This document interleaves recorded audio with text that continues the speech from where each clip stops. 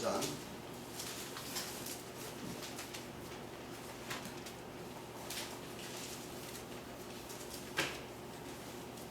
사도행전 9장 1절로 30절까지 오늘 보시겠는데요. 내용이 너무 많아서 이것을 가기려면 시간이 많이 걸리니까 내용을 1절에서부터 9절까지만 봉독하고 나머지는 우리 성도님들께서 개인적으로 읽으시고 또 오늘 말씀 공부하시면서 볼 수 있도록 하겠습니다. 1절로 9절 말씀 교독하겠습니다.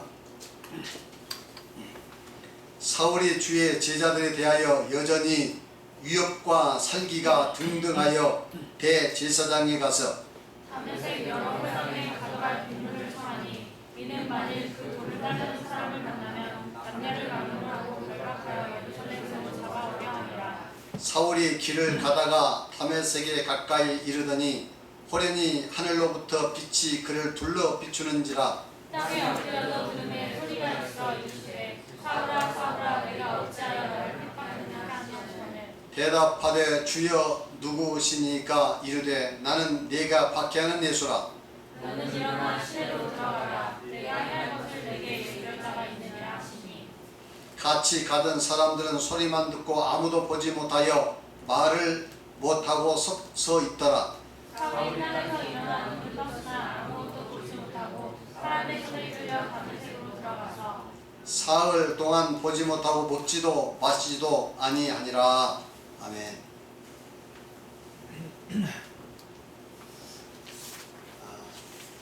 다들 편안하셨습니까? 네. 오늘 이 시간은 사도 바울의 그 회심과 관련돼서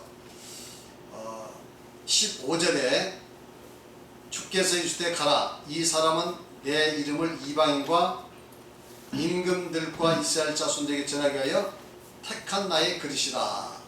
택한 나의 그릇이라 하는 이 구절에 나와 있는 말씀으로 제목 삼아서 다 같이 은혜를 나누고자 합니다. 바울 사도는 우리 성도님들께서 너무도 잘 아시는 그런 위대한 사도입니다. 우리 기독교사에 바울 사도만큼 위대한 그런 사도, 그 하나님의 깊은 진리를 깨달은 신학자는 없습니다.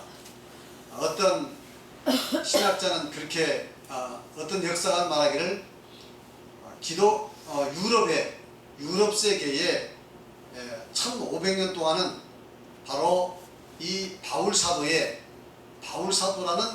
배에 타고 갔다, 이렇게 할 정도로. 그러니까 이 바울 사도는 기독교 역사와 서양의 역사에 아주 중대한 역할은 이제 깊은 신학 사상을 가진 분이었다, 이렇게 볼 수 있겠습니다. 그래서 이 바울 사도가 이제 회심하게 돼요. 그래서 예수를 믿게 돼서 그 역사를 바꾼 그 위대한 그 출발점을 한번 생각해 보도록 하겠습니다. 지금 여러분도 이제 계속 공부를 했습니다만은 우리 그 예수 믿는 사람들이 예루살렘에서 지금 전도가 돼가지고 예루살렘에서 많은 사람들이 믿게 됐죠. 그리고는 이제 예수님께서 명령하신 땅끝까지 복음 전파, 성령이 너희에게 임하시면 너희가 권능을 받고 예루살렘과 유대와 온 땅끝까지 복음을 전해라 하는 이 그 명령을 그 실체로 옮겨야하는데 그러지 못하고 지금 옹기종기 모여가지고 예루살렘에 있습니다. 그러니까 이제 예루살렘에 철퇴가 가해지죠. 대대적인 핍박이 시작됩니다. 그래서 예루살렘에서 이제 그 7 집사 중에 누구죠? 스데반이 이제 제일 먼저 죽습니다. 그리고 이 스데반을 죽이는데 바울 사도가 앞장섰죠. 그래서 이 바울 사도는 이제 예수 믿는 사람들 방면하는데 자기가 앞장선 겁니다. 아주 사명으로 안 거예요. 그래서 이제 대비금 이제 핍박이 있었고, 그래서 이제 그 이후에 제자들이 흩어져서 유대와 사마리아 지방에 다니면서 복음을 전하는 그 과정이 이 사도행전 8장에 나와 있습니다. 그래서 사도행전 8장에서는 주로 빌립이 사마리아 지방에서 복음을 전했던 내용과, 그리고 이디오피아 네시가 이제 예루살렘에 와서 예배하러 왔다가 돌아가는 길에 그 빌립을 만나서 구원받는 이 광경이 나와 있습니다. 그렇죠? 자, 그럼 이제 9장에 보면은 이제 그 7장의 연속이라고 보시면 돼요. 7장의 연속. 8장은 이제 또 사마리아 전단 특수한 부분이고 7장의 연속입니다. 사울이 주의 제자들에 대하여 여전히 유업과 살기가 등등하여 대제사장에 가서 다메섹 여러 회당에 가져갈 공물을 정하니, 이는 만일 그 도를 따는 사람을 만나면 남녀를 막론하고 결박하여 예루살렘으로 잡아오려 함이라. 그러니까 지금 바울 사도가 유업과 살기가 등등했다. 왜 그렇습니까? 바로 예수 믿는 사람들 어쨌든 방문해야겠다, 척결해야겠다, 이렇게 지금 사명을 가지고 있죠. 그래서 살기가 등등하다고 이야기합니다. 그 얼굴을 좀 한번 생각해보세요. 살기 등등한 얼굴. 자, 그래서 이 다메섹에 가져갈 공문을, 이제 회당에 가져갈 공문을 청했다. 다메섹이 어디입니까? 예루살렘부터 상당히 예루살렘부터 다메섹까지는 거의 뭐 부산에서 만주거리 정도 되는 아주 먼 거리입니다. 그런데 여기에도 지금 예수 믿는 사람들이 상당히 있었다는 거죠. 여기에도. 그러니까 여러분 어려서 혹시 그런 기억이 있습니까? 저는 그런 기억이 있습니다만, 겨울에 이제 잔디를 태우잖아요. 그럼 잔디를 태우면 이게 이제 잔디가 막 이게 불이 나면 번져갑니다. 그런데 이제 이 잔디를 끄기 위해서 이 불을 끄기 위해서 불을 막 두들기면 불티가 튀어가서 저기 가서 또 저기가 붙고 또 저기가 붙고 하는 이런 혹시 경험을 여러분 기억이 하십니까? 네. 지금 기억이 납니다. 그러니까 불을 끄다고 탁 치면 불통이 휙 뛰어가지고 저기 가서 또 이제 불이 붙은 거예요. 게다가 이제 바람까지 불면요, 이게 엄청나게 불이 빨리 번져나갑니다. 마찬가지로 이 믿는 사람들 핍박을 해요. 핍박을 하니까 그러면 도망치면서 또 거기서 전도, 또 핍박을 하면 도망치면서 또 거기 전도하고, 이래 가지고 급속하게 이제 복음이 전파되는 거예요. 그래서 유대, 그리고 사마리아, 그리고 이제 안디옥 쭉 가서 저쪽 지금 다마스커스, 지금 다마스커스가 어디입니까? 시리아의 수도, 시리아 아닙니까? 거기까지 가서 지금 복음이 전파됐습니다. 그러니까 거기에도 소식 듣고 그쪽까지 쫓아가서 믿는 사람들 지금 좀 잡아서 결박을 해서 데려와가지고 이렇게 핍박을 해야겠다, 혹은 뭐 어쨌든 복음이 전파되지 않아야겠다 하는 그런 지금 생각을 가지고 가고 있는 거죠. 그래서는 이 본문을 보면서 바울 사도가 얼마나 유대교의 열심입니까? 그렇죠? 유대교 열심이죠. 그래서 자기 유대교를 사수하기 위해서 지금 그 율법대로 사지 않고, 모세의 율법대로 사지 않고, 뭔가 이게 지금 다른 방식으로 하나님을 섬기고 구원을 추구하는 이 사람들에 대해서 유혹과 살기가 등등했다. 그래서 저는 이 내용을 보면서 어떤 태도를 가졌냐면, 율법주의자들의 일면을 무슨 극단적인 일면을 볼 수 있다는 겁니다.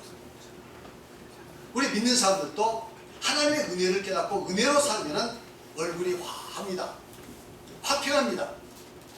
자비롭습니다. 그런데 이 율법주의자들은 뭐든지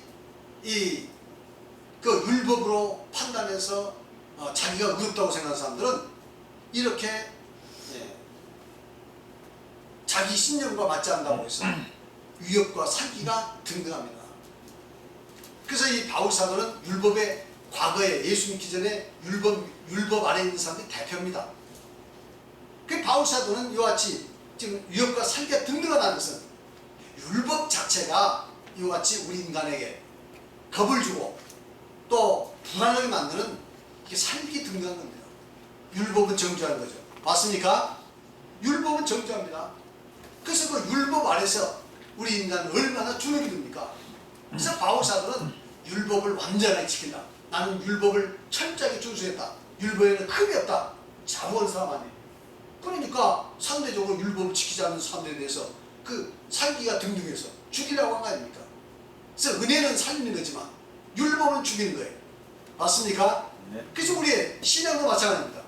율법주의적인 신앙은 나도 죽이고 또 상대도 정죄하고 상대를 죽이려고 합니다. 그래서 우리는 율법주의적인 이런 신앙에 물들어서는 안 됩니다. 우리가 은혜 안에서 예수 믿었다고 해서 우리가 율법주의 그 율법을 완전히 벗어나서 신앙생활하는 거 아니에요. 예수 믿어도 잘못 믿으면 제대로 하나님의 그 뜻을 제대로 깨닫지 못하면 어느새 나도 마치 자기가 의로운 것처럼 생각해서 남을 정죄하는 그런 일을 하게 될 수 있다 하는 것을 여러분 아시기 바랍니다. 그 다음에 이제 전통에 사로잡힌 자들은 이와 같이 자기 그 전통과 자기의 그 전통으로 인한 하나의 선입관 이것을 가지고 상대를 이렇게 살기 등등하고 위협하면서 죽이려고 합니다. 근데 전통이 중요한 건 사실이에요. 그러나 이 전통이라는 것은 상대적입니다. 맞습니까? 절대적인 전통은 없어요. 절대적인 것은 진리만 있을 뿐이지 전통이라는 절대적인 있을 수가 없어요. 예를 들어서 우리 대한민국의 전통이 절대적입니까? 아니면 미국의 전통이 절대적입니까? 아니면 서양의 전통이 절대적입니까? 또 가문도 마찬가지예요. 가문의 전통도 절대적일 수 없어요. 이 전통이라는 것은 상대적인 것이다. 끊임없이 변하는 것이다. 시대와 상황에 따라서 변하는 것이다. 맞습니까? 그런데 이스라엘 백성들은 지금 그 율법이라는 전통, 또 율법 안에서 형성된 그 유대교의 전통, 이것만이 절대적이다. 그래서 이것과 다르면 용서할 수 없다. 그래서 바울사도는 이와 같이 철저하게 율법을 지키고 자기 유대적 전통에 아주 충실한 사람입니다. 그러니까 여기서 이탈한, 여기서 벗어난 기독교인들에 대해서 예수 믿는 데 있어서 용서할 수 없다. 그래서 지금 이 위협과 사기가 등등 아니겠습니까? 우리는 이거 잘 생각해 보셔야 합니다. 그래서 이 전통이라는 것은 중요해요. 그러나 전통이 절대화되면, 전통 잘못하면 그 본래의 진리가 사라져버립니다. 우리는 진리를 절대화하고 우리는 진리를 추구해야지 전통만을 우선시한 적이 되어서는 안 됩니다. 그런데 사람은 시간이 흐르면 이상하게도 진리는 어디 가버리고 진리 추구에 대한 그 소망과 열정은 어디 가버리고 전통이라는 그 덫에 딱 갇혀가지고 그 안에서 그냥 거기에 충실하게 살아가면서 그냥 진리를 추구하지 않고 그냥 안심하면서 살아가는 경우가 있습니다. 우리는 이걸 잘 반성할 줄 믿습니다. 지금 우리 참예수도 마찬가지예요. 상당 부분 이 전통에 얽매였어요. 진리가 아닌 전통에 얽매여가지고 지금 이 본질은 어디 가버리고 그런 지역적인 문제 가지고 사냐 죽이냐 하는 경우가 지금 있습니다. 우리는 이것을 알아야 돼요. 세상교도 마찬가지예요. 세상이 이미 천주교도 마찬가지예요. 수천 년 동안 전통화 되니까 그것과 다르면 그 사람들은 절대 인정하지 않습니다. 더 나아가서 지금은 그렇지 않지만 과거에는 수많은 사람들 죽였어요. 무려 5천만이나 되는 사람을 죽였습니다. 그리고 개신교도 마찬가지. 자기들과 좀 맞지 않는 무조건이다 이렇게 정죄합니다. 이게 바로 뭐냐? 바울사도가 자기들이 종교적 전통에 얽매여서 하는 그러한 이 행위나 똑같습니다. 그런 것을 이 교회가 전통화되고 그래서 그것이 시간이 흐르면서 이제 어떤 힘을 가지게 되면 기독교를 가진 사람은 그 전통에 맞지 않는다고 해서 정죄하고 죽이려는 일을 하는 사람도 있다 하는 것을 여러분 기억하시기 바랍니다.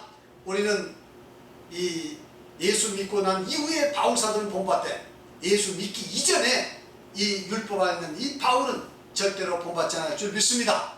그래서 여러분들도 이 율법주의자가 돼서 여러분 다른 사람을 함부로 정죄한 일이 없기를 바랍니다. 그 다음에 이 종교와 정치가 결합됐을 때에 이 문제가 생기는 거예요. 이 과거에는 율법 시대는 종교와 정치가 하나 있습니다. 그래서 종교와 정치가 하나 되다 보니까 이제 종교에 뭐가 생깁니까? 종교에 권력이 생기는 거예요. 힘이 생기는 거예요. 그래가지고 지금 그런 그 정치적 그 힘과 그 힘을 가지고 지금 예수 믿는 사람들 핍박을 합니다. 그러니까 예수님은 완전히 정치와는 별개였습니다. 오직 복음을 전해서 사람을 구원한 일을 했습니다. 맞습니까? 근데 유대교는 정치와 종교가 하나가 돼가지고 있다 보니까 이제는 자기들의 어떤 이 전통과 자기들의 뜻에 맞지 않으면 이단으로 정죄하고 서슴없이 사람을 핍박하고 죽이는 일을 했어요. 얼마나 무지막지합니까? 과거에도 그랬죠. 저기 중세시대에도 기독교가 로마에 이제 그 정치와 결탁해서 하나가 되다 보니까 거대한 이제 권력 집단이 돼서 여기에 반대하는 사람들, 이 뜻에 따르지 않는 사람들, 또 힘 가진 자들이 또 그 다수파가 소수파에 대해서 무자비하게 이렇게 박해를 가하는 경우가 많았습니다. 진리가 옳고 그냥 것이 아니라 다수파에 지금 따르냐 따르지 않느냐 이걸 두고 만일 따르지 않으면 가혹하게 박해하고 죽였어요. 이런 사람들이 너무 많습니다. 그래서 종교가 정치와 결탁하면 반드시 타락합니다. 이것은 타락할 수도 있다가 아니라 반드시 타락합니다. 이 역사적인 증거예요. 맞습니까? 그래서 이 종교의 권력화를 절대 반대합니다. 그래서 교회는 이같이 이 지방에 두세 사람이 모여서 아니면 교회가 그 지방에 독립이 돼서 이렇게 존재해야 권력화가 안 되지. 그런 교회들이 전부 모여가지고 뭔가 이제 거기에 총회를 구성하고 그래서 거기에 힘을 가진 사람들이 나중에 그게 큰 힘을 갖게 되면 권력하게 되고 권력을 갖게 되면 반드시 이런 이 자기들의 뜻이 맞지 않는 사람들은 또 반대파에 대해서 힘없는 사람들에서 정치적 힘을 행사해가지고 그래서 부당한 일을 할 수가 있다. 이런 이름을 아셔야 합니다. 아시겠습니까? 무서운 거예요. 이것이. 그래가지고 그 집단 기독교를 가진 사람들 그 안에서는 끊임없이 정치적 그런 갈등 또 정치적 음모 술수 이런 것이 난무하게 된다 하는 것을 알아야 합니다. 그래 겉으로 보기에는 다 천사를 같습니다. 거룩하지만 실제 그들 내막에 보면 이같이 정치적인 그런 음모와 술수와 비열한 일이 일어날 수가 있다 하는 걸 아셔야 돼요. 왜냐하면 예수님 당시에도 대제사장들, 서기관들, 바리새인들 뭐 이런 사람들이 지금 우리가 생각하는 것처럼 사기 협잡하는 사람들이 아닙니다. 다 보면은 대단하고 아주 도덕적이고 훌륭한 사람들이에요. 그러나 그 배후에는 그게 아니라 이 말이에요. 수없는 그런 음모, 배신, 권모술수 이것이 바로 정치 집단입니다. 그래서 이런 정치화되지 않게 집단화되지 않게 해서 교회는 특별히 이제 큰 권력을 구성해서는 안 된다 하는 것이 제 생각입니다. 할렐루야. 그래서 우리는 구원받기를 원하는 사람들이 모여서 순수하게 영혼의 구원 어떻게 하면 구원받을 것이냐 여기만 관심을 가지고 우리가 이 교회나 사남선교 믿음생활할 줄 믿습니다. 그렇게 되면 하나님께서 우리 삶의 문제는 해결을 다 했으니 걱정할 것이 없어요. 무엇을 마실까? 무엇을 먹을까? 무엇일까? 걱정하지 마라. 다 내가 책임지겠다. 우리 예수님께서 말씀했잖아요. 그러니까 무엇을 먹을까 마실까가 중요해라. 내가 어떻게 구원을 받을까 하는 것이 중요합니다. 내가 이 교회를 통해서 어떤 힘을 행사하는 것이 아니라 어떻게 하면 내가 지금 구원을 받을 수 있을 것이냐 우리는 여기에 진지한 고민을 하면서 믿음 생활하는 저희들이 되어야 될 줄 믿습니다. 그 다음에 이 본문에 보니까 이제 바울사도가 예수님을 믿는 사람들 핍박하러 다메섹 가는데 호련히 하늘로부터 이제 3절에 보니까 사울이 길을 가다가 다메섹 가까이 이르더니 호련히 하늘로부터 빛이 그들을 둘러 비추는지라 땅에 엎드려져 들음에 소리가 있어 이르시되 사울아 사울아 네가 자야 나를 받겠냐 하니거늘 대답하여 주여 누구시니까? 이르시되 나는 내가 박해하는 예수라. 이제 길을 가다 갑작스럽게 그 빛이 내비친 겁니다. 그러니까 바울 사도가 그냥 엎드려져 가지고 꼬부라졌어요. 그리고 이제 소리를 들었죠. 사울아 사울아 네가 어찌하여 나를 박해하느냐. 음성을 듣습니다. 주 주시니까 나는 네가 박해하는 예수님. 바울 사도는 예수님을 박해한 적이 없습니다. 그렇죠? 바울 사도는 예수님을 박해한 적이 없습니다. 예수님을 십자가를 못 박는데 직접 가담한 적이 없습니다. 그런데 예수 믿는 사람들을 지금 핍박을 했고 또 죽였고, 그리고 지금 또 예수 믿는 사람들을 핍박하기 위해서 다메섹으로 가고 있습니다. 근데 예수님께서는 왜 내가 나를 핍박하느냐 이렇게 이야기합니다. 주여 누구십니까? 나는 내가 핍박하는 예수다. 그러니까 성도를 핍박하고 교회를 핍박하는 것은 무엇입니까? 바로 예수님을 핍박하는 것이다. 왜냐하면 교회는 예수님의 몸이고 성도는 예수님 몸의 지체입니다. 여러분, 발을 내 손가락을 때렸다고 해서 아프지 않습니까? 나는 손가락을 때렸지 나는 머리를 핍박한 것이 아니다. 이렇게 말할 수 있겠습니까? 손가락을 때려도 머리가 아픕니다. 맞죠? 온몸이 아픈 거예요. 그래서 이 교회는 예수의 몸이라고 했습니다. 성도는 그의 지체라고 했습니다. 할렐루야. 그러니까 이 성도를 핍박하는 것은 바로 예수님을 핍박하는 것이다. 맞습니까? 교회를 핍박하는 것은 바로 예수님을 핍박하는 것이다. 이렇게 말할 수가 있겠습니다. 그래서 바울 사도가 이와 같이 성도를 핍박하고 교회를 핍박하는 것은 바로 예수 그리스도를 핍박하는 것이다. 직접 예수님께 나타나서 왜 네가 나를 핍박하냐? 난 내가 핍박하는 예수다. 이렇게 말씀을 한 것입니다. 우리는 이걸 봤을 때 뭘 할 수 있습니까? 교회라는 것은 바로 확실히 예수의 몸이로구나. 이 바울 사도 얘기했습니다. 교회는 그리스도의 몸이니 예수 그리스도의 몸이니. 맞습니까? 그래서 교회라는 것은 여러분 두세 사람이 모여서 예배를 드려도 이 교회라는 참으로 영광스러운 예수님의 몸인 줄 여러분 믿으시기 바랍니다. 아멘. 그래서 교회는 이렇게 영광스러운 것이요, 교회는 이렇게 귀한 것입니다. 그래서 우리가 이 교회를 우리가 사랑하면 예수님을 사랑하는 것이고, 우리가 교회를 소홀히 하면 예수님을 소홀히 한 것이다. 이렇게 말씀드릴 수 있겠습니다. 오죽했으면 예수님께서 마태복음 12장 30절에 보니까 나와 함께 아니한 자는 나를 반대하는 자요. 다 같이 시작. 나와 함께 아니한 자는 함께 아니한 자는 나를 반대하는 자요. 나를 반대하는 자요. 나와 함께 나와 함께 모으지 않는 자는 모지한 자는 해치는 자니라. 해치는 자니라. 예수님께서 말씀하시길 나와 함께 아니한 자는 뭐라고요? 나를 반대하는 것이다. 야, 난 누구 때문에 나는 교회 안 나가. 누구 보기 싫어서 나는 교회 안 나가. 누구 보기 싫어서 난 충성 안 할 거야. 예를 들어서 이렇게 이야기한다면 바로 예수님을 반대하는 것이고 해치는 것이 된다는 거죠. 맞습니까? 교회는 모든 사람이 내 마음에 맞아서 내 뜻에 맞아서 일을 할 수 있는 것이 아닙니다. 군대처럼 그냥 일사불란하게 명령 내리면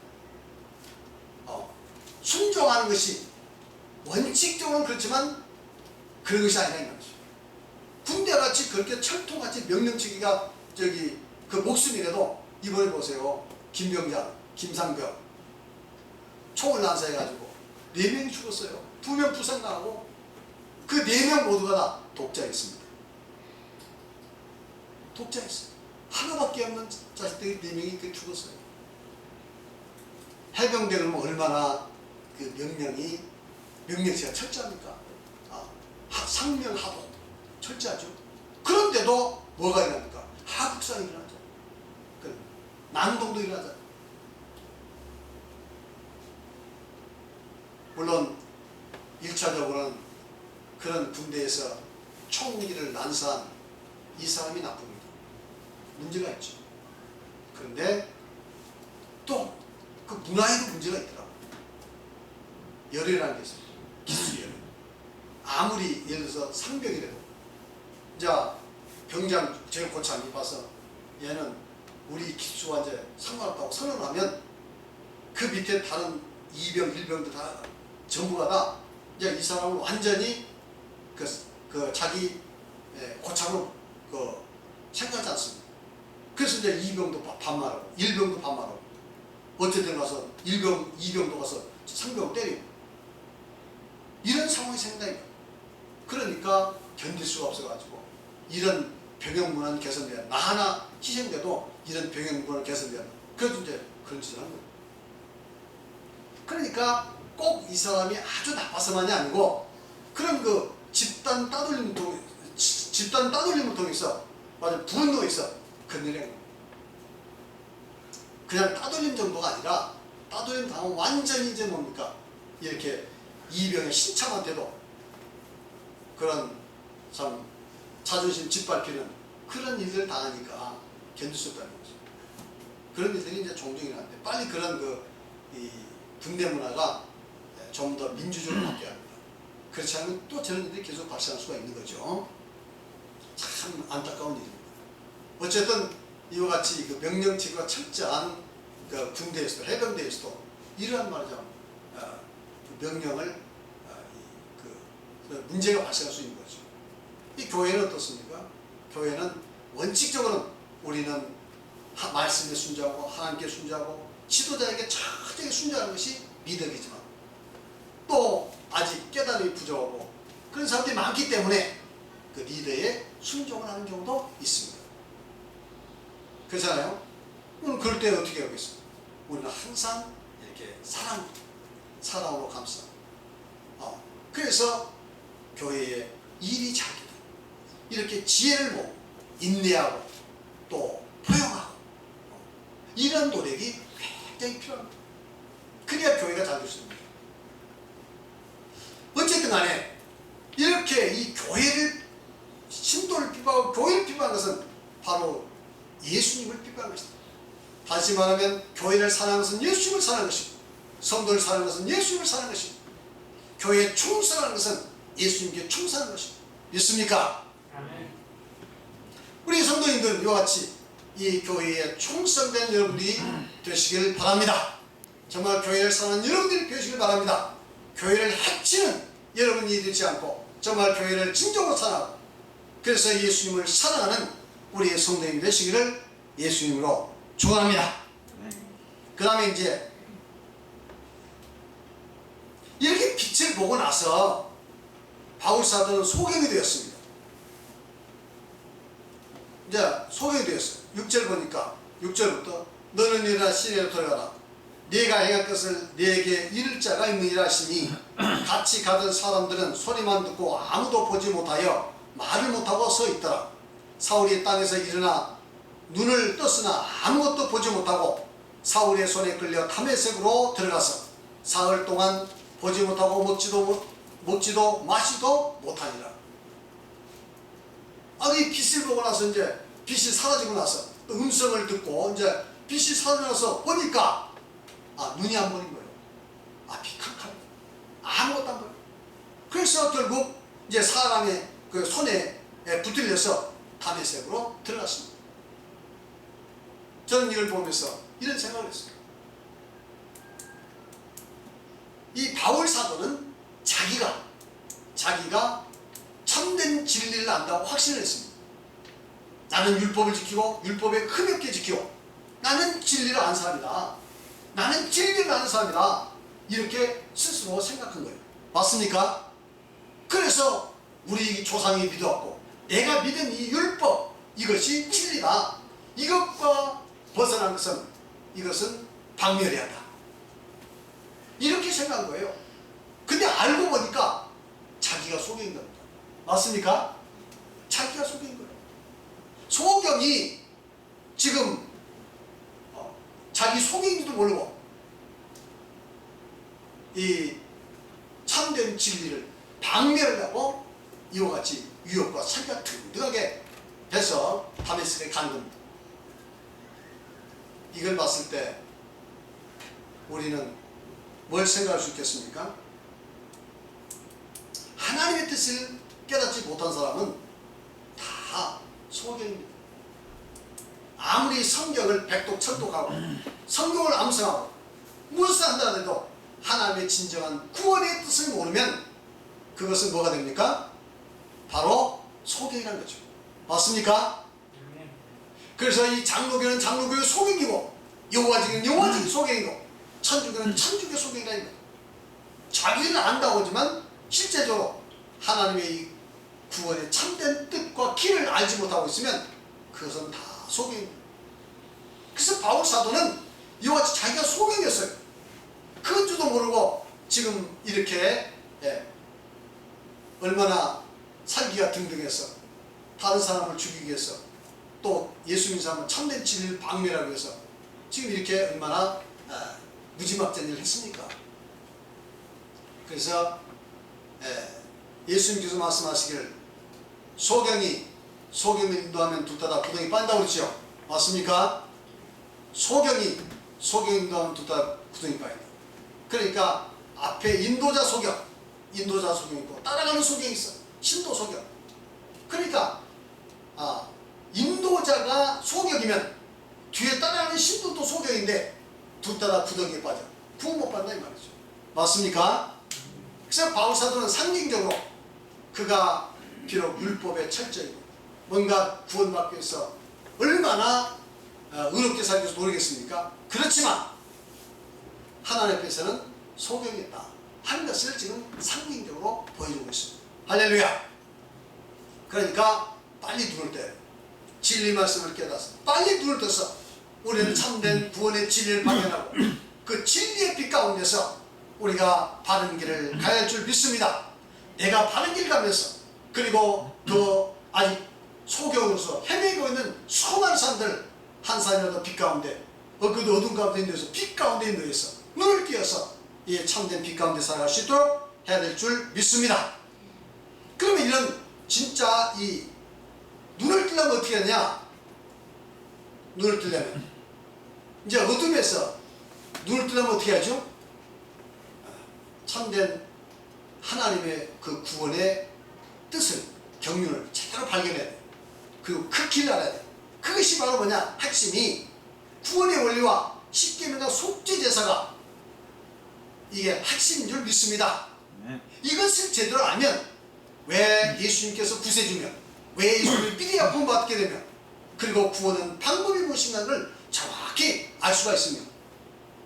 그래서 여러분들 눈을 뜨시려면 구원의 원리와 십계명의 속죄제사를 제대로 공부할 수 있기를 바라고 로마서라든가 갈라디아라든가 히브리서라든가 이 신약성경의 이 말씀을 열심히 공부하시고 그리고 더 밝히 보시려면 구약의 내용을 전체적으로 예표나 예언이나 이런 것들 잘 공부해서 하나님 말씀이 얼마나 정확하게 얼마나 이 주도면밀하게 예수 그리스도의 구원을 향해서 전부 몇천 년 동안 이 성경 안에서 성립된다 하는 것을 발견하시면 여러분 눈이 밝게 떠집니다.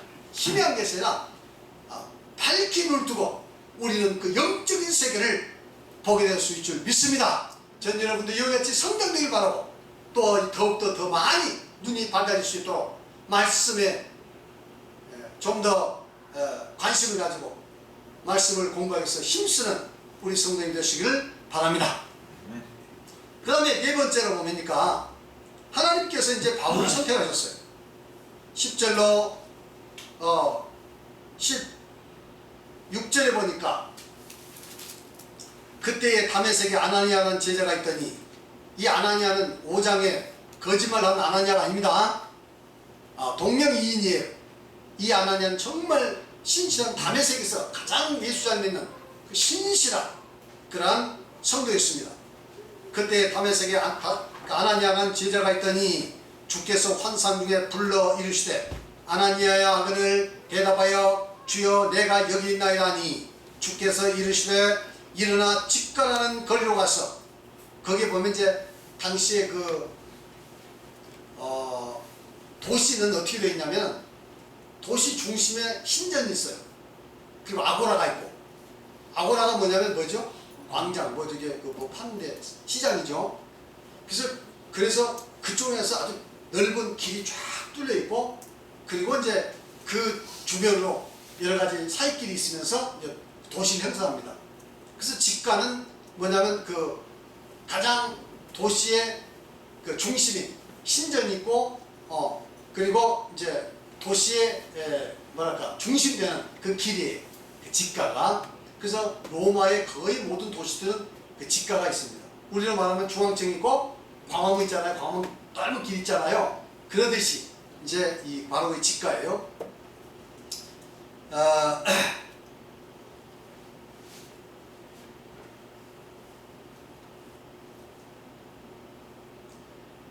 유다의 집가에 걸려가서 유다의 집에서 5사람 사울이라는 사람을 찾으라. 지금 그 바울 사도가 유다라는 사람 집에가 있죠. 그죠? 이게 아나니아에게 좀 나타나가지고 이야기한 겁니다. 찾으라. 그가 기도하는 중이라. 지금 눈은 안 보이고 이게 웬일인가 하고 너무 큰 충격을 받았겠죠. 말도 못한 충격을 받았죠.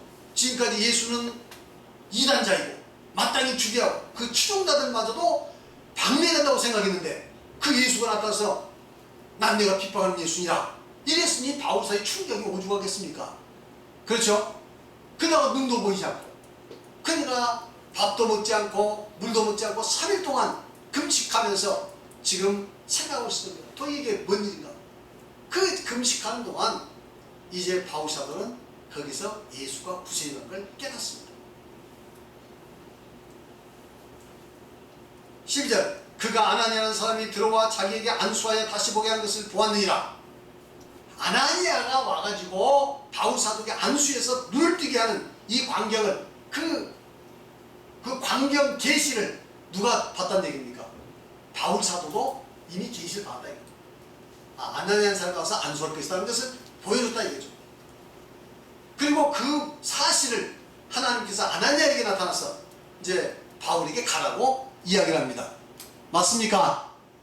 맞나요? 네. 눈을 크게 뜨시고 전부 여기 쳐다보세요. 그래서 13절에 보니까 아나니아가 대답하되 주여 이 사람에 대하여, 이 사람이 누구죠? 사울에 대하여 내가 여러 사람에게 들어싸운즉 사울의 악명이 아주 온 세상에 다 떨쳐져 있습니다. 기독교인 입장에서는 악명이죠. 사울의 악명이 지금 그 다메섹에도 들었다 이 말이죠. 사울이라는 자가 얼마나 지금 살기가 등등해서 예수 믿는 사람을 죽이고 또 잡으려 하는지 지금 그 소식을 듣다 이 말이죠. 듣사온즉 그가 예루살렘에서 주의 성도들 적잖게 해를 끼쳤다 하더니, 예루살렘에서 해를 많이 끼쳤죠. 누굴 죽였습니까? 스데반을 죽이고 해를 많이 끼쳤다 이거죠. 여기서도, 여기가 어디입니까? 다메섹에서도 주의 이름을 부르는 모든 사람을 결박할 권세를 대제사장에게 받았나이다. 대제사장으로부터 권세를 받았어요. 아주 위임받았어요. 체포영장, 무조건 잡아들 수 있는 그 권한을 위임받았습니다. 대단하지 않습니까? 예수 믿는 사람을 잡아서 무조건 체포해가지고 때로는 죽일 수도 있고 하는 그 권세를 받은 겁니다. 15절 주께서 이르시되 가라. 이 사람은 내 이름을 이방인과 임금들과 이스라엘 자손들에게 전하게 하여 택한 나의 그릇이라. 그가 내 이름을 위하여 얼마나 고난을 받아야 할 것을 내가 그에게 보이리라 하시니. 자, 지금 우리 예수님께서 바울사도를 선택했어요. 뭘로 선택했습니까? 뭘로? 나의 그릇으로. 택한 나의 그릇. 택한 나의 그릇. 그래서 내 이름을, 예수 이름을 위해서 이방인과 임금들과 이스라엘 자손에게 전하기 위해서 특별히 택한 것이다. 사실 바울사도는 율법 아래서 제가 생각하는 가장 위대한 사람이라고 생각합니다. 모세 못지않게, 누구 못지않게 바울사도는 율법을 철저히 지킨 사람이에요. 그러니까 바울사도는 율법주의자의 대표입니다. 이스라엘 민족의 대표주자예요. 무슨 뜻인지 아십니까? 이스라엘 민족의 대표주자예요. 율법의 대표 주자. 율법은 뭐라고 얘기합니까? 율법을 다 지킨다면 구원받는다죠. 맞습니까? 율법의 요구가 뭐죠? 율법을 다 지키면 구원받는다가 그 율법의 요구입니다. 그래서 이스라엘 백성들은 이 율법을 다 지켜 구원하기 위해서 십계명을 붙들고 돌이켰고, 십계명을 범하면 또 제사를 드려서 그 죄를 해결하고 노력했고, 그리고 기타 거룩하기 위한 모든 규례와 계명들을 철저히 지키고 노력했습니다. 그 중에서 으뜸가는 사람이 누구냐고요? 바울사도. 가장 율법을 잘 지키기 위해서 노력한 사람이, 그가 일생 노력해서 구원받을 수 없다고 깨달았다면, 별 볼 일 없는 사람들이 율법 적당히 지켜놓고 구원받을 수 있다고 만일 할 수 있겠습니까? 입이 막히는 거죠. 그 말이 어디 나오죠? 로마서 3장 19절 20절. 율법은 온 세상 사람이 입을 막고, 그렇죠? 온 세상 사람이 입을 막고 뭐 하라 한다고 했습니까? 죄를 깨닫게 한다. 그런 말씀 나오죠. 나옵니까? 안 나옵니까? 로마서 3장 19절 20절 읽어봐요.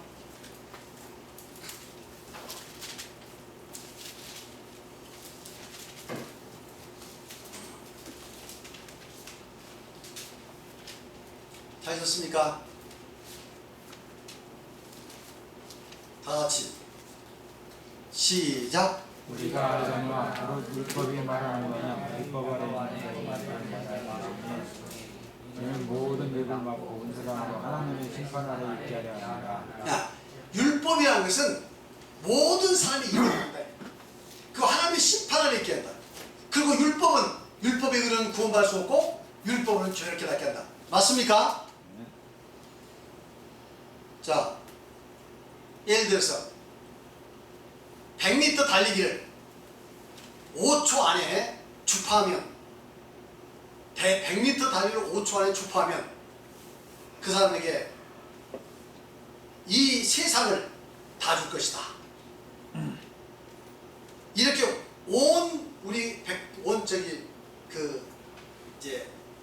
전 지구적인 사람들이 합의를 했어요. 100m를 몇 초에? 5초 안에 주파한 사람이. 지금까지 100m 몇 초까지 지금 달렸죠? 9초 8. 9초 8이죠. 9초 9에서 9초 9대를 못 넘다가, 아니 9초 대를 못 넘었죠. 9초 3? 난 잘 모르고. 그래서 지금까지 그 달리기를 해서 9초 3이 9초 3이라고 합시다. 9초 3인가? 하여튼 인터넷 한번 찾아봐요. 9초 3이라고 합시다. 그래서 지금까지 그 칼 루이스, 벤 존슨 뭐 할 것 없이 그 최고로 그 이 체력 조건이 좋은 사람들이 그 달리기 그 노력을 해서 지금 9초 3대까지 왔어요. 그러면 5초 때까지 갈 가능성이 있습니까? 없습니까? 있어요? 없어요? 있어요? 없어요? 없어요. 아, 거의 없겠죠. 그런데도 불구하고 상금이 걸렸어. 5초 때만 주파하면 이제 이 세상을 다 주겠다. 그래서 이제 그런데 결론이, 야, 5초 때까지는 못 가. 이렇게 대다수 사람들이 생각하고 있는데, 어떤 사람이 내가 한번 해보겠다고. 아주 체력 조건이 좋아요. 그래서 아주 그 달리기에 체력 조건이 좋은 사람들이 다 모였어. 칼 루이스, 벤 존슨, 또 누구 있습니까? 요즘에 최근에는 잘하는 사람들. 에? 누구? 잘 모르시네. 하여튼 이제 그 달리기의 달인들 다 모았어. 그래가지고 이 사람들 연습을 시킨 겁니다. 제일 좋은 조건에서, 아주 과학적 방법을 다 동원했어. 열심히 연습을 시켰어. 몇 년간? 1500년을 열심히 연습을 시켰어요. 그래가지고 드디어 이제 그 측정할 시간이 왔어. 그래가지고 이제 전부 모아놓고 준비 딱 했어. 그래서 막 일찍 최선을 다녔는데 역시 9초벽도 못 넘었어. 그러면 이제 우리 같은 사람 뭐라고 해야 합니까? 할 말이 없죠. 5초 때는 절대로 안 돼. 그런데도 누군가가 있다가 우리 황 집사가 있다가 아니 나 할 수 있어. 예수 이렇게 이야기한다면 어떻게 했어요? 얼마나 우스꽝스러워. 지금 체력적 가장 좋은 사람이 1500년 동안 연습을 해가지고 5초 때 벽을 못 넘는데 내가 할 수 있다고 이야기한다면 얘는 어떻게 되겠어요? 웃은 거죠. 이미 검증은 다 끝났어요. 이제는 입을 다물어야 할 때가 왔다 이 말이죠. 이건 안 된다. 포기. 근데 할 수 있는 방법이 있어요. 10초 안. 뭘로 하냐면 이제 거기다가 뭐냐면 제트 엔진 장착한 이 스포츠카. 제트 엔진을 담은 스포츠카를 타고 그냥 엑셀터를 누르면 단 몇 초 안에 갈 수 있어요. 한 2, 3초 안에도 갈 수 있어요. 맞습니까?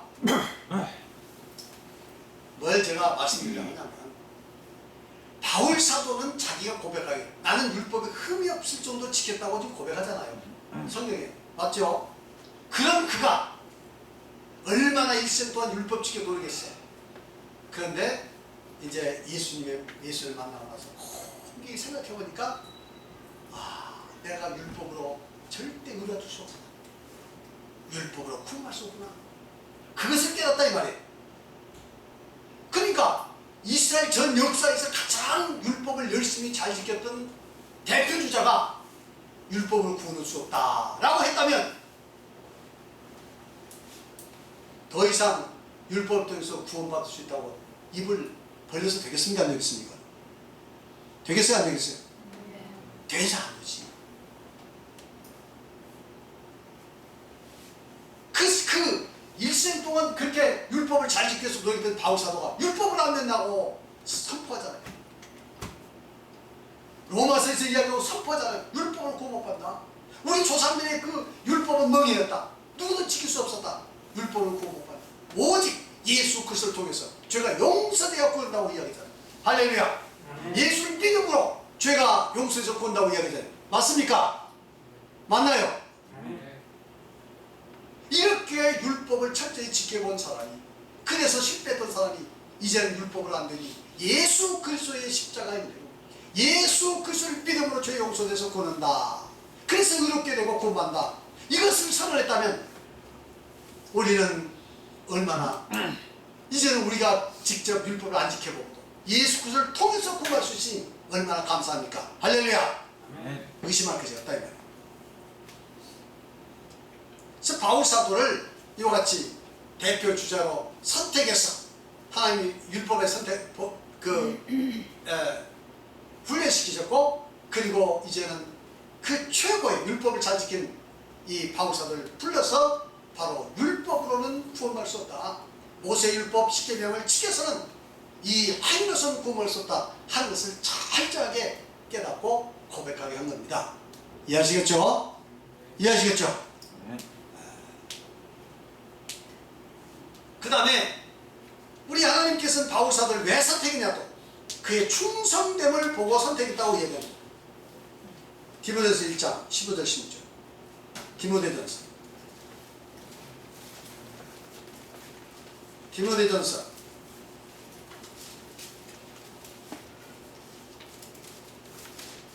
1장 15절 16절.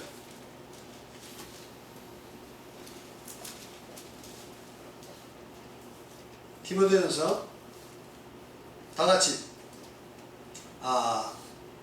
12절로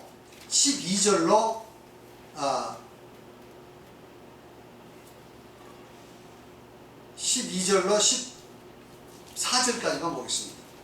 시작. 나를 능하게 하신 그리스도 예수 우리 주께 내가 감사함은 나를 충성되이 여겨 내게 직분을 맡기심이니 내가 전에는 비방자요 박해자요 폭행자였으나 도리어 긍휼을 입은 것은 내가 믿지 아니할 때에 알지 못하였습니다. 우리 주의 은혜가 그리스도 예수 안에 있는 믿음과 사랑과 함께 넘치도록 풍성하였도다. 그 다음 15절 시작. 미쁘다 모든 사람이 받을 만한 이 말이여 그리스도 예수께서 죄인을 구원하시고 이 세상에 임하셨도다. 내가 죄인 중에 괴순이라. 16절 그러나 내가 긍휼을 입은 까닭은 예수 그리스도께서 내게 먼저 일체 오래 참으심을 보이사 후에 주를 믿어 영생 얻는 자들을 에게 번역하게 하시려고 하십니다. 죄송합니다. 너무 많이 읽었네. 자, 1절에 보니까 나를 능하게 하신 그리스도 예수 주께서 내가 감사하면 나를 뭐되게 여기서? 충성되게 여기서. 우리 하나님께서 바울사도를 어떻게 봐주셨다고요? 충성되게 봐주셨다. 이 충성이라는 말은 영어로 뭔 말이냐? 충성이 뭔 말이죠? 충성이란 말이에요. 페이스풀. 그렇죠? 페이스풀이라는 말이 말하면 충성되다는 말이에요. 이게 페이스가 뭐죠? 신뢰. 신뢰. 믿다 그 말이잖아요. 그죠? 신뢰, 믿다. 그러니까 바울 신뢰하고 믿다는 것은 뭐냐면 마음이 정직하다. 하나님을 향해서 마음이 정직하다. 할렐루야. 그래서 바울 사도는 하나님께 대해서 마음이 정직합니다. 오직 구원받기 위해서, 오직 하나님을 위해서 일생도록 율법을 지키기 위해서 충실하게 노력했고, 그리고 이제는 이 하나님께 주신 율법을 반대하는, 율법을 따르지 않는 예수 믿는 사람들 용서하셨다. 그래서 오직 하나님을 위해서 이 사람들을 방멸해야 한다는 사명을 가진 거예요. 마치 어떤 사람 같이 홈리와 피느하스가 이스라엘 백성들이 이렇게 광야에서 미디안 여인들과 타락했을 때 피느하스가 일어나서 창을 던져서 의분을 가지고 그런 미디안 그 여자들 데려다가 가능한 사람을 죽이잖아요. 맞습니까? 그러니까 하나님 진노가 그쳤다고 했습니다. 이런 것처럼 이 바울 사도는 순수한 마음, 거짓된 마음이 아니라 순수한 마음으로 지금 믿는 사람들을 핍박하는 겁니다. 이게 무슨 뜻일까요? 이 당시에 서기관과 바리새인들은 다 정치적입니다. 자기 이익을 계산해서 이게 합니다. 그러니까 예수를 반대하는 것도 자기들의 기득권에 도전이 되니까 반대합니다. 맞습니까? 또 예수 믿는 사람들이 많아지니까 자기들의 기득권이 위협받으니까 지금 그 사람들을 핍박하는 겁니다. 근데 바울 사도는 기득권이 아니라 순수하게 하나님을 위해서 또 진리를 지키기 위해서 지금 그 일을 합니다. 어떻게 알 수 있습니까? 만일에 다른 바리새인들이 순수하게 진리를 지키기 위해서 한다면 그 사람들도 앞장서서 예수 믿는 사람들 죽이려고 달랐을 거예요. 근데 당시에 그 사람을 죽이면 로마법에 의해서 로마법에 의해서 재판받습니다. 이스라엘 사람들은 재판권이 없어요. 그 재판권 누구에게 있습니까? 로마에 있어. 그러니까 살인을 하게 되면 누구 법에 저촉이 됩니까? 로마 법에 접촉이 돼서 그 사람들 벌 받습니다. 그런데 바울 사도는 로마 법에 저촉된다고 해요. 내가 이 사람들 죽이는데 앞장선 거예요. 그런데 자기의 모든 기득권, 나는 그 하나님을 위해서, 하나님을 위해서 하면 내 명예도 모든 것도 나는 아끼지 않겠다. 정말 대단합니다. 대제사장들은 예수님을 자기들이 못 죽이니까 누구의 손을 빌려서 죽입니까? 빌라도요. 로마 총독 빌라도의 손을 빌려서 죽이잖아요. 자기는 사형권이 없으니까, 죽일 권한이 없으니까, 재판할 권한이 없으니까. 그런데 이 바울 사도는 로마의 재판도 빌려하고 자기가 직접 죽이는 거예요. 무슨 뜻입니까? 내가 이 일을 하다 내가 로마의 살인을 해서 로마법에 걸려서 내가 죽으면 죽을지라도 내가 하겠다. 그것 뜻이 아닙니까? 맞나요? 그러니 바울 사도는 어떻게 보기에는 이렇지 이 폭행자고 살인자고 이러지만 자기 어떤 사사로운 이익을 위해서는 게 아니라 오직 하나님 위해서. 할렐루야. 바로 우리가 본받을 정신이 바로 이겁니다. 바울 사도처럼 율법주의에 대해 가지고 자기 확신에 차서 사람을 죽이는 일을 해서는 안 됩니다. 앞으로 예를 들어서 우리 중에서 어떤 사람이 완전히 그 잘못된 사상을 가지고 있다면 권면하고 안 되면 다른데 그 가서 그 믿도록 하면 되지. 그런 사람은 또 해를 갈 필요 없어요. 맞습니까? 네. 그런데 바울 사도는 이와 같이 철저하게 하나님을 위해서 자기를 희생하는 겁니다. 바울 사도는 그 자신에 대해서 스스로도 부끄럽지 않게 생각합니다. 내가 이렇게 한 것은 폭행하고 믿는 사람 핍박한 것은 내 자신의 어떤 영리를 위해서 아니다. 영혼시에 위해서도 아니다. 무슨 권력을 갖기 위해서도 아니다. 그렇다면 로마법에 적용된 살인을 왜 앞장서 하겠습니까? 맞나요? 네. 하나님께서는 이 바울사도의 충성됨, 바울사도의 진실함을 보시고 바울사도를 택한 줄 믿습니다. 앞으로 우리도 신앙생활하면서 우리가 이 진리를 위해서, 구원을 위해서 살아야지. 우리가 사사라고 세상적인 것을 거기에 끼어가지고 우리가 이 세상적인 욕심이 만일에 거기에 끼어 있으면 그것은 온당치 못하다 하는 것을 말씀을 드립니다. 저는 우리 성도님들께서 바울사도처럼 이와 같이 하나님 앞에서 정말 충성된 우리 성도들이 되시길 바랍니다. 마음에서부터 순수하게 우리 교회를 사랑하고 성도를 사랑하고 구원을 사모하고 충성되게 살아가시는 우리 성도님들이 되시길 바랍니다. 그 다음에 이방인을 위해서 부름받았습니다. 특별히 이방인을 위해서. 왜냐하면 당시에 베드로나 이런 분들은 진리에 대한 깊은 이 지식이었기 때문에 이방인을 전도할 만한 그런 마인드가 없었어요. 깨달음이. 바울 사도는 이제 확실히 깨닫고 이방인을 위해서 이제 전도를 하게 된 것이고, 그 다음에 참된 진리를 바울 사도만이 참된 진리를 이해할 만한 율법적인 지식과 그리고 그런 머리가 있기 때문에 특별히 택해서 계시를 통해서 알려준 겁니다. 근데 바울 사도는 계시를 갖고 완전히 깨달은 거예요. 완전히 깨달은 거예요.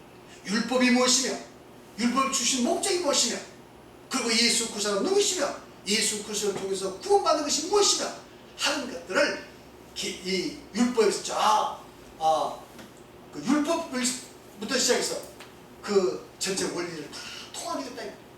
그것을 이제 기록을 해서 가르쳤고 기록해서 로마서와 각 이제 편지서에 남겨놓지 않습니까? 그래서 우리가 이걸 깨닫게 됐으니 얼마나 감사해요. 여러분, 지금 우리가 깨닫는 것은 간다는 같은 간다는 것이 아니에요. 얼마나 위대한지 알 수 없습니다. 우리를 구원하게 하고 우리를 구원을 이제 완성할 수 있도록 하는 이 진리가 얼마나 위대한 진리입니까?